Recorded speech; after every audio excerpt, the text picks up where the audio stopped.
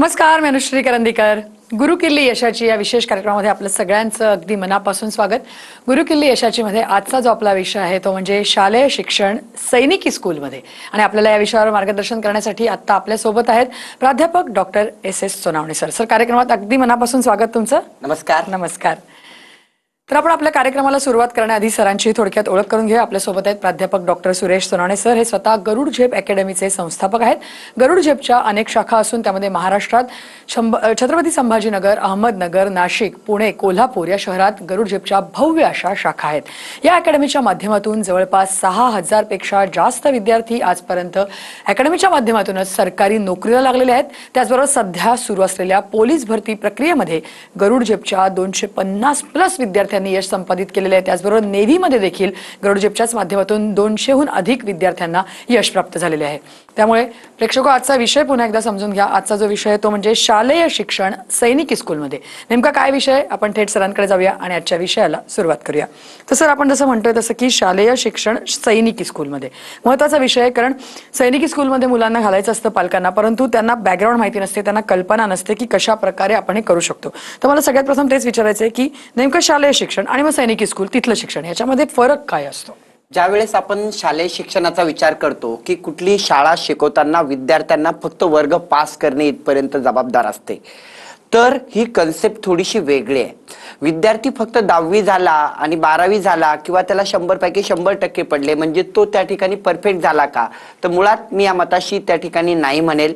कारण असं आहे, विद्यार्थी हा सर्व गुण संपन्न पाहिजे. तो ऍक्टिव्ह पाहिजे, तो स्पोर्टमध्ये क्लिअर पाहिजे, त्याच्यात डिसिप्लिन पाहिजे, त्याच्यामध्ये शिक्षणाबद्दल गोडी निर्माण झाली पाहिजे आणि इव्हन पुढच्या शिक्षणाबद्दलची माहिती त्याला आजपासून पाहिजे.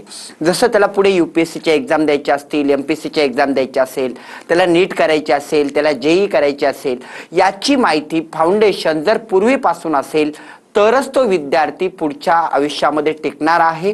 कारण हे स्पर्धेचं युग आहे. विद्यार्थी पास होतात, भरपूर विद्यार्थी बाहेर पडतात, त्यातले घडतात किती? हा प्रश्न शालेय जीवनापासून जर विद्यार्थ्याला शिकवला तर नक्कीच त्यांच्यामध्ये बदल होतो. म्हणून या ठिकाणचं शिक्षण हे वेगळ्या पद्धतीचं शिक्षण असतं आणि 24 तास विद्यार्थी हा नियंत्रणात असतो. नक्की. परंतु जसं आपण म्हणताय की आता हे वेगळ्या पद्धतीचं शिक्षण असतं, परंतु आता पालक विचार करताना शिक्षणामध्ये मुलांसाठी माध्यम कुठलं असेल, बोर्ड कुठलं असेल, पात्रता काय असेल प्रवेशाची, या सगळ्या गोष्टींचा आपण विचार करतं. तर मग सैनिकी शिक्षणासाठी या सगळ्या गोष्टी कशा प्रकारे आपण बघतो? जेव्हा विद्यार्थी घरापासून दूर राहून हॉस्टेलला शिकतो तेव्हा विद्यार्थ्यामध्ये काही कला कौशल्य विकसित होतात. जसं की आपण माध्यमाचा विचार केला, CBSE बोर्ड असेल, स्टेट बोर्ड असेल, हे दोन्ही माध्यमं त्या ठिकाणी उपलब्ध असतात. कुठल्या माध्यमातून शिक्षण घ्यायचं हे पालकांनी आणि विद्यार्थ्यांनी ठरवायचं आहे. पण त्याचबरोबर ते शिक्षण तर चालणार आहेच. विद्यार्थी ऑलिम्पिक लेवलच्या स्पोर्टमध्ये जाऊ शकतो का?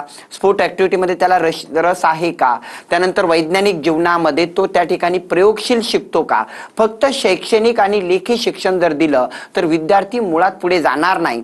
त्यामुळे या सर्व गुणांचा विकास प्रत्येक बोर्डमध्ये त्या ठिकाणी दाखवलेला असतो आणि तो करून घेण्याची जबाबदारी त्या शाळेची असते. विद्यार्थी आणि पालक, विद्यार्थ्यांना आज घरी राहणारा विद्यार्थी 24 तास अभ्यास करेल की नाही याची त्या ठिकाणी शंका असते. जर विद्यार्थी किती तास शाळेत जातोय, किती तास त्याला ट्युशन करावी लागतात, याची कुठलीही आवश्यकता आज राहिलेली नाही.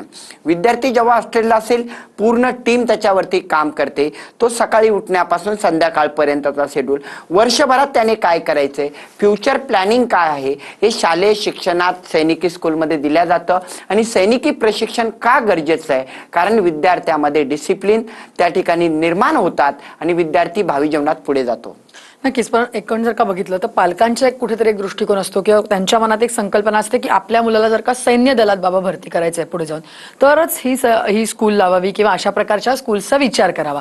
तर ती भावना कितपत योग्य आहे? किंवा मग जर का इतरही कुठल्या संधी उपलब्ध करून घ्यायच्या असतील पुढे भविष्यामध्ये जाऊन, तरी सुद्धा मग सैनिकी स्कूलमध्ये जावं असं मुळात नाहीये. बघा, सैन्य डिपार्टमेंट जायचं तर सैनिकी स्कूल छानच आहे, पण त्यापेक्षाही आपण जर मागचा इतिहास बघितला, नवोदय विद्यालय असतील, गुरुकुल सारख्या संस्था असतील, ज्या ठिकाणी दिवस रात्र शिक्षण चालतं, त्या संस्थेतले विद्यार्थी कलेक्टर बनले, डेप्युटी कलेक्टर बनले, IPS IRS अधिकारी बनलेले आहेत आणि बाकीच्याही कोर्समध्ये ते सर्वात पुढे राहिलेले आहेत. याचं कारण असं आहे की 24 तास नियंत्रण हे विद्यार्थ्यावरती जर असेल तर विद्यार्थी पुढे जातो. मग तो आर्मी, नेव्ही, एअरफोर्स मध्ये तर जाणार आहेच, पण त्याबरोबर तर तो आर्मी, एअरफोर्स, नेव्ही मध्ये जायचं नाहीये तरी तो कलेक्टर लेवलच्या परीक्षा देऊ शकेल, भारतातल्या टॉप लेवलच्या परीक्षा देऊ शकेल आणि इंटरनॅशनल, नॅशनल परीक्षा सुद्धा त्याला देता येतात.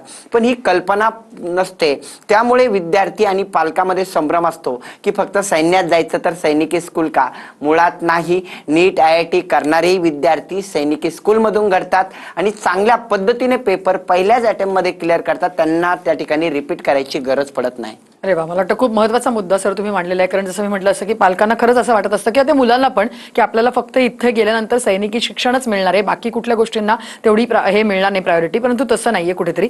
पण पुढे जाऊन मग असं असतं की आता आपण सैनिकी स्कूलमधनं शिक्षण घेतलं, आज आपण म्हणतोय की शालेय शिक्षण सैनिकी स्कूलमध्ये, तर मग अशा प्रकारे शिक्षण घेतल्यानंतर भविष्यामध्ये अशा विद्यार्थ्यांना नेमक्या करिअरच्या संधी ज्या आहेत त्या कुठल्या कुठल्या उपलब्ध असू शकतात? मी बघतो की 5वीचा विद्यार्थी आज MPSCचा अर्धा पेपर सोडवतोय किंवा 5वीचाच विद्यार्थी नीट IITचे पेपर सोडवायला त्या ठिकाणी पुढे सरसावतोय. याचं कारण असं आहे की त्याचा बॅकग्राऊंड जो असतो की त्याचा जो पाया आपण म्हणतो तो मजबूत करण्याचं काम शालेय जीवनामध्ये होतं. विद्यार्थ्याला पुढच्या भविष्यात कोणकोणत्या परीक्षेला सामोरे जायचंय, विद्यार्थी कशा पद्धतीने स्पोर्ट ऍक्टिव्हिटीमध्ये पुढे असेल. आता ऑलिम्पिक लेवलचे खेळाडू सुद्धा त्या ठिकाणी या सैनिकी स्कूलच्या माध्यमातून घडतात, ज्याची कमतरता आज भारतामध्ये आहे. आपण बघतो ऑलिम्पिक होते आणि भारताला खूप कमी मेडल मिळतात. त्याचं कारण आहे शालेय जीवनातील शिक्षण. बाहेरच्या राज्यांचा जर महाराष्ट्र व्यतिरिक्त विचार केला तर तिथलेच कलेक्टर, IPS अधिकारी, IRS अधिकारी जास्त असतात. याचं कारण आहे तिथलं शालेय जीवन. शालेय जीवनात ही मुहूर्तमेढ लावणं गरजेचं आहे. विद्यार्थ्याला आजपासून जर आपण परफेक्ट शिक्षण दिलं आणि त्याला त्याची जाणीव करून दिली तर नक्कीच विद्यार्थी पुढे जातो. आज घरी शिकत असताना विद्यार्थी फक्त शाळेत जातोय, परत येतोय, त्यानंतर तो किती तास मोबाईल वरती आहे, किती तास तो बाकीच्या गोष्टी करतोय, यामध्ये त्याचा किती वेळ जातो आणि त्याचे विपरीत परिणाम विद्यार्थ्यावरती घडतात. हे शालेय जीवनात सैनिकी स्कूल जे असतात, शिस्तबद्ध असतात, तिथे घडत नाही. त्यामुळे विद्यार्थ्यांना शिक्षणामध्ये रुची निर्माण होते आणि हेच विद्यार्थी पुढील भविष्याचे अधिकारी असतात. नक्की. परंतु एकूणच या सैनिकी स्कूलचा जर विचार केला तर आज गरुड झेप हे मोठं नाव आहे, त्याच्या एवढ्या सगळ्या शाखा आहेत आणि आज हजारो विद्यार्थी तुमच्या या अकॅडमीच्या माध्यमातून शिकून, प्रशिक्षण घेऊन, सैनिकी स्कूलमध्ये राहून आणि छान प्रकारे तयार होऊन आज सरकारी नोकरीत लागलेले असे हजारो विद्यार्थी आहेत. पण मला तुम्हाला विचारायचं आहे की सुरुवातीला एकूणच ही सैनिकी स्कूल स्थापन करावी, त्याच्या माध्यमातून असे विद्यार्थी घडवावे, ही संकल्पना आली कुठून, कशा प्रकारे, कशा दृष्टीने? बघा, मी शिक्षण घेतलंय, आजूबाजूला भरपूर विद्यार्थी शिक्षणातून घडताना बघितलेत आणि ज्या वेळेस अकॅडमी होती तेव्हा माझ्या लक्षात आलं की 10वी पर्यंत जर शालेय जीवनातलं शिक्षण जर योग्यरित्या नसेल तर आपल्या महाराष्ट्रामध्ये NDAचे अधिकारी घडू शकणार नाही, आपल्या महाराष्ट्रामध्ये IPS IRS अधिकारी घडू शकणार नाही, चांगले ऑलिम्पिक प्लेयर घडू शकणार नाही. आणि हे जेव्हा कळत होतं तेव्हा हे 5वी पासून विद्यार्थ्यांना दिल्या गेलं तर नक्कीच विद्यार्थी पुढे जाईल. मी याचं एक छोटंसं उदाहरण तुम्हाला सांगेल की माझी 14 वर्षाची मुलगीच आज कमीत कमी इंटरनॅशनल, नॅशनल 14 ते 15 गोल्ड मेडल घेऊन त्या ठिकाणी आलेली आहे. याचं कारण शालेय जीवनामध्ये तिला घडवल्या जात आहे, तिला दररोज त्याची प्लॅनिंग दिल्या जाते, म्हणजेच ती ऑलिम्पिक लेवलची क्रीडापटू होऊ शकते. त्याच पद्धतीने ती ऑलिम्पिक लेवलच नाही तर इंटरनॅशनल, नॅशनल सर्व मॅचेस ती जिंकू शकते. असा खेळ विद्यार्थ्याच्या मनामध्ये रुजवला पाहिजे. विद्यार्थी फक्त लेखी परीक्षेमध्ये 10वीला 100 पैकी 100% पडले त्या सर्टिफिकेटला महत्व नाहीये किंवा तो शालेय जीवनात सक्सेस झाला असं मुळात नाही. ज्यावेळेस तो मोठ्या परीक्षा देईल त्यामध्ये तो काय स्कोर घेईल, विज्ञान प्रदर्शन असेल त्याच्यामध्ये तो प्रॅक्टिकली कसा नॉलेज करतोय, ह्या ज्या लॅब्स असतात फक्त नावाला कुठेतरी लॅब चालतात आणि विद्यार्थ्याकडून करून घेतल्या जात नाही, हे कुठेतरी चुकीचं आहे. मग या सर्व गोष्टींचा विचार करून त्या ठिकाणी आम्ही सैनिकी स्कूलची स्थापना केली आहे की ज्यामध्ये शालेय जीवनात सैनिकी प्रशिक्षण दिलं जातं. शाळा तर आहेत पण प्रशिक्षण हा एक मोठा पार्ट असतो. सकाळी उठण्यापासून संस्काराचे धडे विद्यार्थ्याला दिल्या जातात. आज आपण बघतो की पालकाला विद्यार्थी सांभाळणं मुश्किल होत आहे कारण की त्या ठिकाणी घडणारे संस्कार असतात. हे संस्कार देण्याचं कार्य सुद्धा शालेय जीवनातून व्हावं आणि याच सगळ्या विचाराअंती आम्ही त्या ठिकाणी या संस्थेची स्थापना केली. नक्कीच. आता तुम्ही बोलता बोलता क्रीडा याचा उल्लेख केला, ऑलिम्पिकचा उल्लेख केला, तर मग असं असतं की सैनिकी स्कूल किंवा सैनिकी प्रशिक्षण म्हटल्यानंतर मॅक्सिमम क्रीडा प्रकार त्याच्यामध्ये येतात किंवा असं बघितलं जातं की कुठेतरी क्रीडा गोष्टींना, त्यातल्या स्पोर्ट्सच्या गोष्टींना जास्त महत्त्व दिलं जातं. पण मग आपल्या गरुड झेपमध्ये या सगळ्याचं नियोजन कशा प्रकारे केलं जातं? कारण जेव्हा आपण म्हणतोय की शाळा आहे, शिक्षण तर आहेच, त्या बरोबरीने आपण हे पण करतोय, तर मग या सगळ्याची सांगड कशी घातली जाते? बघा, 24 तास विद्यार्थ्याकडे असतात. आपण नॉर्मली शाळा बघतो त्या 7 ते 8 तास हो. चालतात आणि त्याच्यामध्ये फक्त आणि फक्त एज्युकेशन होऊ शकतं, बाकी ऍक्टिव्हिटी होऊ शकत नाही. आणि असं नाहीये की सैनिकी स्कूल प्रमाणे जे पॅटर्न असतात तिथं कुठेतरी शिक्षणाला दुय्यम स्थान दिलं जातं. बघा, स्विमिंग तुम्ही कराल तर त्याचा परिणाम आपल्या दिवसभरच्या दिनचर्येवरती होतो. आपण तेवढंच फ्रेश असणार, विद्यार्थी फ्रेश असणार. आणि स्विमिंगचा अर्थ फक्त स्पोर्टमध्ये ऍक्टिव्हिटीत नाही तर शालेय जीवनामध्ये त्याचा होतो. विद्यार्थ्याच्या अभ्यासात मन लागतात. या सगळ्या गोष्टी त्या ठिकाणी बघितल्या जातात. आणि शिक्षण हे महत्वाचं आहेच. त्यासाठी तुम्हाला कुठलेही अदर ट्युशन लावण्याची गरज नाहीये. प्रत्येक विषयाचे सब्जेक्ट टीचर त्या शाळेमध्ये त्या ठिकाणी रेसिडेन्शियल असतात. आपण जर बाहेर बघितलं तर 7 तास 8 तासाच्या व्यतिरिक्त विद्यार्थ्याला शिक्षक बघायला मिळत नाही. मग त्याचे गणिताचे प्रॉब्लेम असतील ते कोण सोडून घेणार किंवा त्याला काही अडचणी येतात त्या विषयातल्या कोण समजावून सांगणार? हे रेसिडेन्शियल शिक्षक विद्यार्थ्याला एका एका विषयात पारंगत करण्याचं कार्य करतात. आणि स्पोर्ट ऍक्टिव्हिटी आहेच. स्पोर्ट ऍक्टिव्हिटीचा फायदा पुढे भविष्यामध्ये होतो. याचं कारण तुम्ही लक्षात घ्या. एनसीसी असेल किंवा स्पोर्ट ऍक्टिव्हिटी असेल, याच्या सर्टिफिकेटचे मार्क्स असतात किंवा त्या ठिकाणी कोटा असतो कुठल्याही नोकरीसाठी. कुठलंही तुम्ही शिक्षण घ्या, त्यामध्ये त्याचा फायदा विद्यार्थ्यांना होणार आहे.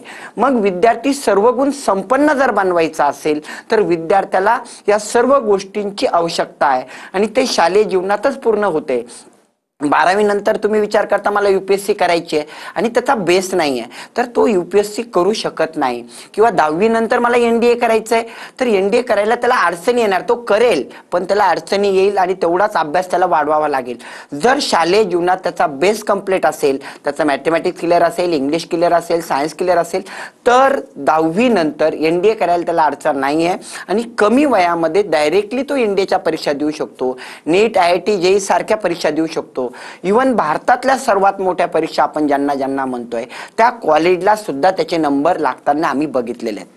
नक्की. आणि आपण जसं म्हणतो आता की गरुड झेपमध्ये या सगळ्याची सांगड घातली जाते, म्हणजे शिक्षण असेल, स्पोर्ट्स असेल, या सगळ्याचं एक नियोजन असतं. तर मगाशी जसं तुम्ही म्हणालात की लवकरात लवकर हे चालू केलं पाहिजे, तर मग साधारण कितव्या वयापासूनची मुलं किंवा कितव्या इयत्तेपासूनची मुलं जी आहेत ती ह्या सगळ्या प्रवाहामध्ये येऊ शकतात? माझ्या मते जेव्हा आम्ही बघतो की 3री-4थीच्या नंतरचे विद्यार्थी हॉस्टेलला राहण्याच्या त्या ठिकाणी त्यांची मानसिकता तयार होते किंवा ते स्वतःचे कार्य स्वतः करू शकतात आणि त्यानंतर तिथील असलेल्या वार्डन त्यांना जे जे शिकवतात त्यातून ते परफेक्ट होतात. जेव्हा मुख्य उद्देश येतो की 5वी नंतर ही सर्व तयारी चालू झालीच पाहिजे. कारण असं आहे, 5वीचा विद्यार्थी हा मिनिमम 11 वर्षाचा झालेला असतो. त्यांची मानसिक दृष्ट्या तो सक्षम असतो, स्वतःचे कार्य स्वतः करू शकतो आणि अभ्यासात पुढे जाण्यासाठी त्याला ज्या ज्या गोष्टींची आवश्यकता असते तो तयार असतो स्वतः घेण्यासाठी आणि प्रत्येक गोष्टीमध्ये तो पुढे राहू शकतो. त्यामुळे 3रीच्या नंतर किमान पालकांनी विचार करावा, माझा विद्यार्थी हॉस्टेलला राहू शकेल आणि तो करू शकेल. आणि हॉस्टेलला राहिलं म्हणजे विद्यार्थी दूर राहिला असं होत नाही. दर शनिवार रविवार पालक त्याला भेटू शकतात, त्यातून त्यांच्यामध्ये संवाद होतो. कुठले शिक्षक आहेत, कोणत्या शिक्षकासोबत कोणत्या विषयाचे काय प्लॅनिंग चालू आहे हे पालकांना कळतं. त्यामुळे विद्यार्थ्याचा निर्णय घेताना 3रीच्या नंतर घ्यावा. नक्की. जसं आता आपण म्हणतोय की हॉस्टेलवरती राहण्याची कॅपॅबिलिटी एक साधारण येते 3री, 4थी, 5वीच्या मुलांपासून येते, परंतु मग पालकांनी सुद्धा त्याकरता कशी तयारी केली पाहिजे? कारण जेव्हा मुलांना ते अशा ठिकाणी पाठवतात, आपल्यापासून लांब पाठवतात, तर त्यांच्या मनात पण कुठेतरी एक शंका असते, साशंकता असते, कुठेतरी भीती असते की आपल्या मुलाला आज लांब पाठवायचं या सगळ्या शिक्षणासाठी, या सगळ्या प्रवाहासाठी. तर मग तुम्ही त्यांच्या दृष्टिकोनातून काय सांगू शकाल? आपण पालक म्हणून एक विचार केला पाहिजे. मी पण एक पालक आहे की मुलाला कुठे ना कुठे तुम्हाला बाहेर पाठवावंच लागेल. 10वी नंतर बाहेर पाठवावं लागेल, 12वी नंतर पाठवावं लागेल किंवा ग्रॅज्युएशन नंतर कुठे ना कुठे त्याला पाठवावं लागेल. जॉब करायचा असेल तरी त्याला बाहेर राहावं लागेल. आणि जर घरामध्ये पालक पूर्ण वेळ देणारा असेल तर मला वाटतं मुलाला कुठेही बाहेर पाठवण्याची गरज नाही. पण आज वेळ कुठे आहे? पालक विद्यार्थ्याला किती तास भेटतोय, त्याच्यासाठी किती वेळ देतोय, तो 24 तास मोबाईलवरती पालकच आहेत. तर मुलगा सुद्धा त्याच ठिकाणी तेच अनुकरण करेल आणि पालकांच्याच सवयी ज्या मोबाईलच्या बाबतीत असतील, इतर परिणाम असेल त्याच्यावरती होतात आणि त्यानंतर ते सर्व विस्कळीत होतं. म्हणून शालेय जीवनात शिक्षणामध्ये पालकांची भूमिका ही अहम आहे आणि त्याचबरोबर त्यांनी जर निर्णय घेतला तर त्यांनी सर्वे करावा, 10 शैक्षणिक संस्था शोधाव्या, त्यापैकी त्याचा प्रेफरन्स ठरवावा की पहिली कोणती, दुसरी कोणती, या ठिकाणी काय घडतं, तिथला शिक्षक वर्ग कसा आहे, हे पालकांनी शोध जर घेतला तरच त्यांना भेटणार आहेत. म्हणून पालक सुज्ञ असेल तर नक्कीच विद्यार्थी चांगला घडतो. नक्की. सर, जसं आपण म्हणतो आता मगाशी तुम्ही म्हणालात की या सगळ्या मुलांना आपलं शिक्षण जे आहे ते तिथेच प्रिमायसेसमध्ये मिळतं, ते शिक्षक त्यांच्यावरती मेहनत घेतात, मुलं तिथेच अभ्यास करतात, मोठी होतात. पण बऱ्याच वेळेला असं होतं की काही मुलांना जसं आता शाळेत नॉर्मल शाळेत जाणाऱ्या मुलांना ट्युशनची गरज असते, म्हणजे एक्स्ट्रा कुठल्याही गोष्टींची त्यांना गरज असते काही काही वेळेला. तर मग अशा वेळेला या सगळ्या ज्या गरजा आहेत, ज्या अदर दॅन स्कूल ऍक्टिव्हिटीज असतात, त्या सगळ्या गरजा अशा सैनिकी स्कूल्समध्ये कशा प्रकारे भागवल्या जातात? बघा, मी पहिलेही बोललो की 24 तासाचं शिक्षण आहे, त्यात विद्यार्थ्याचा झोपण्याचा टायमिंग आहे, त्याचे ट्युशनचे क्लास कोणते होणार आहेत, कोणत्या विषयामध्ये त्याला जास्तीची गरज आहे हे बघून तिथेच त्याला क्लास अवेलेबल करून दिल्या जातात. कारण तिथे असणारा शिक्षक हा 24 तास रेसिडेन्शियल आहेत. म्हणजे विद्यार्थ्याच्या मागणीनुसार शिक्षण हे तितकंच महत्वाचं आहे. विद्यार्थ्याच्या आवडीनुसार शिक्षण. विद्यार्थ्याला जर आपण बळजबरी करतोय की तुला हे करावंच लागेल, उदाहरणार्थ एखादा विद्यार्थी तो रायफल शूटिंग मध्ये जाऊच शकत नाही आणि पालक म्हणतात मला रायफल शूटिंग शिकवायची आहे, तर ते होणार नाही. त्याची आवड कदाचित स्विमिंग मध्ये असेल, त्याची आवड कुठेतरी दुसऱ्या गेम मध्ये असेल, तर त्याला ते प्रोव्हाइड करून दिल्या गेलं पाहिजे. त्याच्यासाठी योग्य कोच, योग्य शिक्षण दिल्या गेलं पाहिजे. ते सर्व अवेलेबल करण्याचं कार्य त्या शाळेचं असतं आणि शाळेने जर ते पूर्ण केलं तर नक्कीच विद्यार्थी आत्मसात करतो की मला हे पाहिजे होतं आणि ते मला मिळालंय आणि तो खुश असतो आणि आनंदात घेतलेलं शिक्षण नेहमीच सरस राहिलेलं आहे. नक्की नक्की. मला वाटतं खूप महत्त्वाचा मुद्दा तुम्ही मांडलात की सगळ्या दृष्टीने सगळ्या गोष्टी एकाच ठिकाणी जर का त्यांना अवेलेबल असतील तर मला वाटतं त्याचं जे रिझल्ट असतात ते डेफिनेटली वेगळे आणि चांगले असू शकतात. सर, या अनुषंगाने आपण ही चर्चा अजूनही पुढे चालू ठेवूया, तुमच्याकडनं गोष्टी जाणून घ्यायच्या आहेत, परंतु इथे वेळ झाली एका छोट्याशा ब्रेकची. तुम्ही कुठे जाऊ नका, पाहत राहा TV9 मराठी.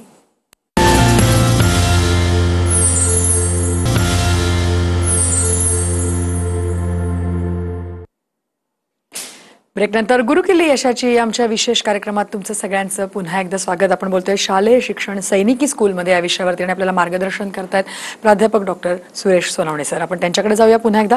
सर, जसं आपण म्हणतोय की आता सैनिकी स्कूलमध्ये विविध प्रकारचं शिक्षण मिळतं आपल्याला, असं नाही की फक्त रिस्ट्रिक्टेड आहे सैनिकीच शिक्षण. तर मग त्या अनुषंगाने आता पुढे जाऊन एखाद्याला स्पोर्ट्समन व्हायचं आहे, काहीतरी ऑलिम्पिक्समध्ये पार्टिसिपेट करायचं आहे, एखादा स्पोर्ट्स घेऊन त्याला त्याच्यामध्ये काहीतरी करिअर घडवायचं आहे, तर अशा मुलांना सुद्धा एक विविध प्रकारचं नियोजनबद्ध सांगड घातलेलं असं शिक्षण या सैनिकी स्कूलमध्ये आपल्याला देता येऊ शकतं का? नक्कीच. बघा, विद्यार्थी जेव्हा शिकतो तेव्हा त्याला शालेय जीवनात 5वी पासून जर पुढील जीवनाची त्या ठिकाणी परीक्षेची तयारी करून घेतली तर नक्कीच तो आत्मसात करायला लागतो. माझ्या समोर मागच्या काही वर्षापूर्वीचं उदाहरण आहे. एक विद्यार्थी 10वी त्या ठिकाणी शाळेतून उत्तीर्ण होतोय आणि कुठलेही क्लास न लावता एनडीएची परीक्षा तो त्या ठिकाणी पूर्ण करतो पहिल्या अटेम्प्ट मध्ये. हे का घडलं? एवढी मोठी परीक्षा त्याने का उत्तीर्ण केली? तर त्याला 5वी पासून ते शिक्षण मिळत होतं आणि त्यामुळे तो तिथे पोहोचला. आणि आपण फक्त स्पोर्ट म्हणून जर शिक्षणाकडे बघितलं की सैनिकी स्कूल हे फक्त स्पोर्टवरती त्या ठिकाणी प्राधान्य असेल, फक्त तो सैन्यात अधिकारी बनून जाईल का? तर मुळात नाही. UPSCचे घडलेले अधिकारी त्या शिस्तीमध्येच घडलेले आहेत आणि विद्यार्थ्याच्या जीवनात जर शिस्त आली, विद्यार्थ्याच्या जीवनामध्ये जर त्या ठिकाणी स्वतःवरचा कॉन्फिडन्स, विश्वास, आत्मविश्वास वाढला तर नक्कीच तो पुढचा अधिकारी आहे. अधिकारीच नाही, त्याला उद्योग जरी करायचा असेल तर त्याला शिस्तीचं त्या ठिकाणी नॉलेज दिलं गेलं पाहिजे, शिक्षण दिल्या गेलं पाहिजे. विद्यार्थी पुढे काय घडणार हे कोणत्याच पालकांना माहित नसतं. पण शालेय जीवनामध्ये हे जे घडणारे विद्यार्थी असतात ते प्रत्येक वेळेस वेगवेगळ्या टप्प्यातून जर बाहेर पडले आणि प्रॅक्टिकली नॉलेज घेऊन जर बाहेर पडले तर नक्कीच विद्यार्थी हा भविष्याचा आधारस्तंभ बनेल आणि त्यातच तो कधीही कुठेही निराश राहणार नाही. त्याला कुठल्याही परिस्थितीमध्ये निघण्याची तयारी होईल. आणि हॉस्टेलला राहणारे विद्यार्थी हे वेगळे विद्यार्थी असतात. मी वेगळे याच्यासाठी म्हणतोय की घरात राहणारा विद्यार्थी कुठेतरी आळशी बनण्याची चान्सेस असतात, मोबाईलमध्ये त्याला हॅबिट लागण्याचे प्रॉब्लेम आवडतात. आता मानसिकता आपण बघतो की मनोवैज्ञानिक आम्हाला येऊन भेटतात आणि आम्ही तिथं ठेवलेले आहेत. ते सांगतात की आजच्या मुलांचे सर्वात जास्त प्रॉब्लेम असतील तर मोबाईल आहे. त्यामध्ये दंग होऊन ते विद्यार्थी कुठल्याही लेवल पर्यंत जायला लागलेले आहेत. हे न होण्यामागे जर तुम्हाला शिक्षण त्या ठिकाणी योग्य दिलं तरच ते घडू शकतं, अन्यथा आपल्या हातामध्ये ती वेळ राहत नाही. नक्कीच. जसं आता आपण हे म्हणतोय की हे स्पोर्ट्स झालं, परंतु आपण मगाशीही जो उल्लेख केला होता की आपल्याला जर का पुढे जाऊन एनडीए मध्ये किंवा इतर कुठल्याही अशा परीक्षा द्यायच्या असतील तर सैनिकी शिक्षण घ्यावं, परंतु असं नाहीये. बरेचशी मुलं असतात ज्यांना जेई करायचंय, नीट करायचंय, त्यांना माहिती असतं. अशा मुलांनी सुद्धा अशा प्रकारच्या सैनिकी स्कूलमध्ये येऊन प्रशिक्षण घ्यावं. नीट आणि IITचे जे फाउंडेशन असतं ते 5वी पासून झालं तरच विद्यार्थी टॉप लेवलच्या कॉलेजला पोहोचणार आहेत, नाही तर तो पोहोचू शकत नाही. आजचा महाराष्ट्राचा जर आपण विचार केला तर तुम्ही बघा 100 विद्यार्थी IIT नीटमध्ये त्या ठिकाणी जाण्यासाठी तयार असतात, परीक्षा देतात, पण 5-5 वर्ष त्यांना रिपीट करावं लागतं, 2 वर्ष किमान रिपीट करावं लागतं, 3 करावं लागतं. त्यातही चांगलं कॉलेज भेटेल का? मुळात नाही, आणि भेटण्याची कुठली शाश्वती नसते. याचं कारण आहे त्यांचा बेस कमी पडला. जर हा बेस चांगला असता तर त्यांना रिपीट करायची गरज नसती आणि पहिल्याच वेळेस ते भारतातील टॉपच्या कॉलेज पर्यंत पोहोचू शकतात, तेही कुठले डोनेशन नसताना. आज विद्यार्थ्यावरती पालक खूप खर्च करतो, पण तो कधी करतो? 11वी 12वी नंतर ज्या वेळेस त्याला गरज असते तेव्हा. तो 15 लाख असेल, 25 लाख असेल, तो खर्च वाया जाईल. कारण तुम्हाला तुमचा बेस कंप्लीट करता आला नाही. पाया मजबूत असेल तर ती इमारत मजबूत होते असं म्हणतात. मग शिक्षण हे विद्यार्थ्याचा पाया आहे आणि ते योग्य पद्धतीने विद्यार्थ्याला दिल्या गेलं पाहिजे. आणि या सर्व भावी जीवनातील शिक्षण जर आज दिल्या गेलं तर नक्कीच भविष्यात विद्यार्थ्यावरती खर्च करायची गरज नाही आहे आणि पालक त्या ठिकाणी अडचणीत येणार नाही, विद्यार्थी स्वतःला कमकुवत समजणार नाही. असं शिक्षण आजपासून देण्याची गरज आहे. नक्कीच. मला वाटतं खूप महत्त्वाचा मुद्दा मांडलात सर तुम्ही. म्हणजे शिक्षण कुठल्याही प्रकारचं जरी घ्यायचं असेल तरी सुद्धा सैनिकी स्कूलमध्ये सगळ्या गोष्टी अवेलेबल आहेत. फक्त पालकांनी आणि मुलांनी त्यांचा दृष्टिकोन बदलून याचा विचार जर का केला तर जसं तुम्ही म्हणालात की भविष्यामध्ये भरपूर संधी अवेलेबल आहेत, त्यांनी त्याचा मार्गदर्शन मात्र नक्की घ्यावं. सर, आज तुम्ही इथे येऊन आमच्या प्रेक्षकांना सगळ्यांना एवढं छान मार्गदर्शन या विषयावर केलं त्याबद्दल धन्यवाद. धन्यवाद. नमस्कार. या विषयासह गुरुकिल्ली यशाची आमच्या विशेष कार्यक्रमामध्ये आता आम्ही इथेच थांबतोय. तुम्ही कुठे जाऊ नका, पाहत राहा TV9 मराठी.